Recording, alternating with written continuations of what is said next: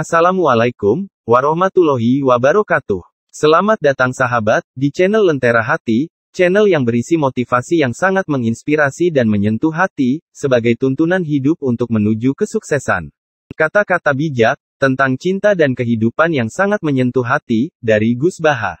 Cinta mungkin terkadang membuatmu rapuh, tetapi berterima kasihlah kepadanya, karena cinta darinya bisa membuatmu lebih kuat dari sebelumnya. Mencintai tidak cukup dengan tidak melukai yang dicintai. Tapi, juga harus sabar saat dilukai yang dicintai. Seberapa besar pengorbanan yang ia lakukan, maka dari situlah kita akan tahu betapa besar cintanya kepadamu. Sabarmu akan terbayar, lelahmu akan hilang, sakitmu akan sembuh, kamu harus ingat, Allah tidak buta. Allah akan mengganti semua luka yang pernah engkau rasakan, dengan kebahagiaan yang tak pernah terduga. Bila diberi istri cantik berarti Allah menunjukkan kebaikannya. Bila diberi istri jelek, berarti Allah sedang menunjukkan keperkasaannya. Dua-duanya harus disyukuri. Kalau sulit syukur ya harus sering-sering latihan. Saat kamu merasa tidak ada orang yang berada di pihakmu, tenanglah, masih ada Allah yang selalu ada bersamamu. Tak masalah saat ini kamu miskin. Bisa jadi itu alasan Allah kelak untuk membawamu ke surganya. Kita ini mudah mencintai orang yang berjasa dalam hidup kita, tapi kenapa tidak mudah mencintai Allah, yang jasa-jasanya sangat besar dalam hidup kita? Harapan dan keinginan ini seharusnya sejalan.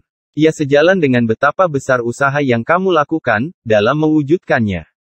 Orang yang tidak mampu, melihat kekurangannya sendiri, sulit bisa melihat kelebihan orang lain. Bersyukur itu perlu terus latihan. Jangan bersyukur hanya pada saat memiliki sesuatu. Salah satu kebiasaan buruk manusia ialah, suka membawa-bawa nama Allah untuk kepentingan dirinya, seolah-olah apa yang ada di pikirannya, selalu sesuai dengan yang dikehendaki oleh Allah. Seringkali kita mengabaikan hal-hal kecil, padahal dari sanalah sesuatu yang besar lahir dan tumbuh. Kalau untuk kenyang hanya butuh satu piring, kenapa harus korupsi? Jangan pernah putus asa saat merasa dalam kesulitan, sebab Allah menyertakan kemudahan setelah kesulitan. Kebodohan itu merusak, tetapi merasa dirinya paling pintar lebih merusak. Allah tidak pernah ingkar pada hambanya, meski sekecil biji zarah pun janji Allah selalu ditepati. Hidup tidak usah dibuat sulit, tidak usah ruwet.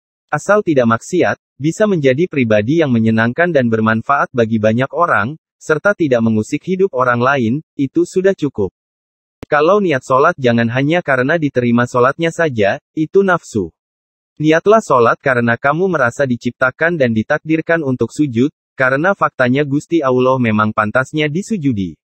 Sebesar apapun dosa seseorang, tidak ada yang berhak menghalangi rasa cinta hamba pada Tuhannya, meski cara yang digunakan untuk menunjukkan rasa cinta itu, terasa aneh di mata kita. Untuk menjadi yang terbaik, kamu harus mempunyai mimpi yang besar, serta semangat untuk mewujudkannya. Syukur itu bisa ditandai dengan banyak senyum. Bagi saya, cemberut itu masalah besar, seperti nggak ridho dengan ketentuan Allah. Kita tidak pernah tahu, bisa jadi dari orang yang kalian bodoh-bodohin, akan lahir seorang anak yang pintar. Barang siapa belajar tanpa guru, maka gurunya adalah setan. Untuk memperbaiki manusia itu butuh proses, tidak bisa langsung dihabisi.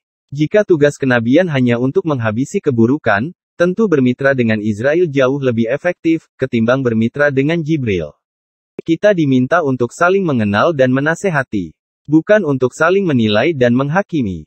Sebuah langkah kecil, merupakan sebuah awal yang begitu panjang. Jangan membenci orang yang sedang kafir saat ini, bisa saja suatu saat orang tersebutlah yang mensyafaati kamu. Tirulah Kanjeng Nabi Muhammad yang berdoa kepada Allah untuk Sayyidina Umar bin Khattab yang saat itu sedang kafir. Allah mengabulkan doa-doa ketika kita sudah siap, bukan ketika kita menginginkannya.